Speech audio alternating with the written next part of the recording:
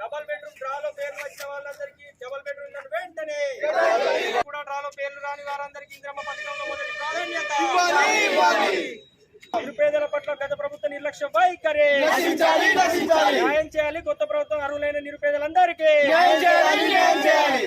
అర్హులై కూడా డ్రాలో పేర్లు రాని వారందరికీ ఇంద్రమ్మ పథకంలో మొదటి ప్రాధాన్యత ఇవ్వాలి. అర్హులై కూడా డ్రాలో పేర్లు రాని వారందరికీ ఇంద్రమ్మ పథకంలో మొదటి ప్రాధాన్యత. జిందాబాద్ సిపిఎం.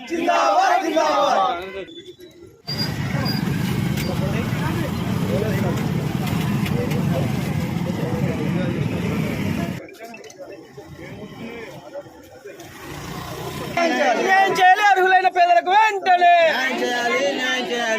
సిరిసిల్ల పట్టణంలో డబల్ బెడ్రూమ్ ఇళ్లకు సంబంధించి గత ప్రభుత్వము అనేక సర్వేలు చేసి అర్హులుగా పేర్కొని కూడా డ్రా ద్వారా లబ్ధిదారులను ఎంపిక చేయడం వల్ల అర్హులైనటువంటి వారందరికీ మరి ఇంటి స్థలం ఇంటి నిర్మాణానికి 5 లక్షల రూపాయలు అందిస్తామని చెప్పి కూడా మరి కొత్త ప్రభుత్వం వచ్చిన తర్వాత ఇందిరమ్మ ఇళ్ల పేరుతో పథకం తీసుకురావడం జరిగింది. దీనిలో వీరికి వెంటనే మొదటి ప్రాధాన్యత అందించాలని చెప్పి అదేవిధంగా సిరిసిల్ల పట్టణంలో డ్రాలో డబల్ బెడ్రూమ్ ఇల్లు వచ్చి కూడా దాదాపు 112 మందికి మరి ఇంకా కేటాయించని డబల్ బెడ్రూమ్లను వెంటనే కేటాయించాలనే డిమాండ్లతో ఈరోజు సిపిఎం పార్టీ ఆధ్వర్యంలో సిరిసిల్ల కలెక్టరేట్ ముందు పెద్ద ఎత్తున ధర్నా కార్యక్రమం నిర్వహించి కలెక్టర్ గారికి వినతిపత్రాన్ని అందించడం జరుగుతూ ఉంది.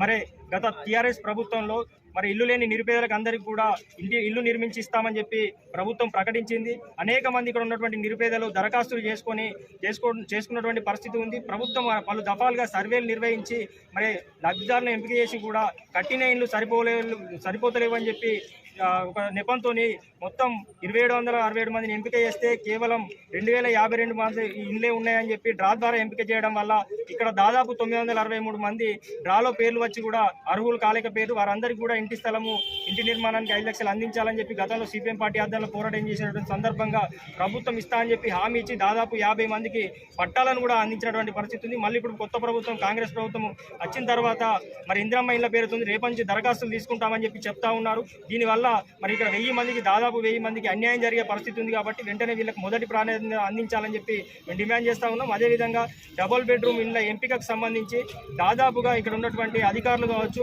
ఇక్కడ ఉన్నటువంటి ప్రజాప్రతినిధులు అనేక అక్రమాలు అవినీతికి పాల్పడడం వల్ల చాలా మటుకు ఉన్న వాళ్ళకే వచ్చాయని గతంలో కలెక్టర్ దృష్టికి ఇక్కడ ఉన్నటువంటి అందరి దృష్టికి తీసుకెళ్లినా కూడా ఇక్కడ తొలగించినటువంటి పరిస్థితి ఉంది. ఆ రకంగా చేయడం వల్లనే ఈరోజు వీళ్ళందరూ నిరుపేదలందరూ కూడా అన్యాయం జరిగినటువంటి పరిస్థితి ఉంది. కాబట్టి ఇప్పుడు వచ్చినటువంటి అధికారులు పార్టీ కూడా ఇప్పుడు అధికారులు వెంటనే రీసర్వే చేసి అర్హులకు అందించాలని చెప్పి అనర్హులను తొలగించాలని డిమాండ్ చేస్తా ఉన్నాం.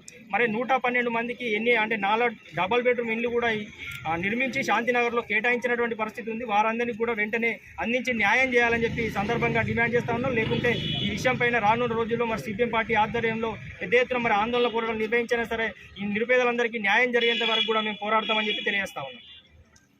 ఇక్కడ ఉన్నటువంటి అధికారులు కూడా మేము చేసినప్పుడు ఎవరైనా ఇల్లుండి స్థలం ఉన్న వాళ్ళను ఎవరన్నా మా దృష్టికి వస్తే తొలగిస్తామని కూడా చెప్పారు. ఇప్పటి వరకు తొలగించినటువంటి పరిస్థితి లేదు.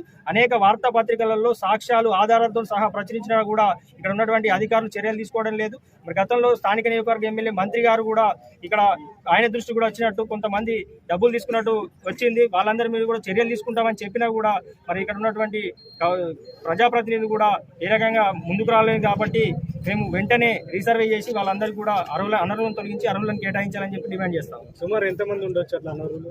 దాదాపు ఇప్పుడు 500 నుంచి 600 మంది మొత్తంగా చూసుకున్నట్లయితే 500-600 మంది అనర్హులు ఉండొచ్చు.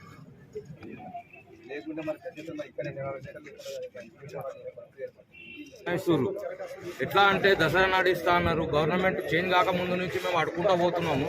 కాబట్టి దాన్ని మనకు ఇచ్చేటట్టు ఇస్తా అంటారు కానీ ఇస్తలేరు. మాకు కంపల్సరీగా కావాలని మేము కోరుకుంటున్నాము. ఇవన్నీ డ్రాలో వచ్చిన వాళ్ళకు ఎన్నికల కోడ్ పడ్డది. లేకుంటే మేము రేపటి నుంచి మున్సిపల్ ఆఫీస్ కాడ అనుకుంటాం, లేకపోతే కలెక్టర్ ఆఫీస్ కాడ అనుకుంటాం. మాకు ఇవ్వకపోతే మేమైతే ఆడ అనుకుంటాం. మాకు ఇల్లు లేదు, ఏం లేదు, మేము కిరాయిలు కట్టుకుంటూ పోతున్నాము. ఎంతమంది ఏమన్నారంటే ఏ గవర్నమెంట్ వచ్చినా మీకు ఎన్ని వచ్చారు, మీరు అర్హులే, మీకు ఖచ్చితంగా ఇచ్చడే. ఏ గవర్నమెంట్ వచ్చినా మీకు అందులో ప్రాబ్లం ఏం లేదు. ఎందుకంటే మీరు అర్హులు అనేది మీకు ఖాళీ ఎన్ని అని పెట్టిర్రు. మేము రాగానే మళ్ళీ ఈ ఎలక్షన్ అయిపోగానే ఇస్తామని చెప్పి దసరా ఇస్తామని చెప్పి మళ్ళీ అదే కలిసినాం.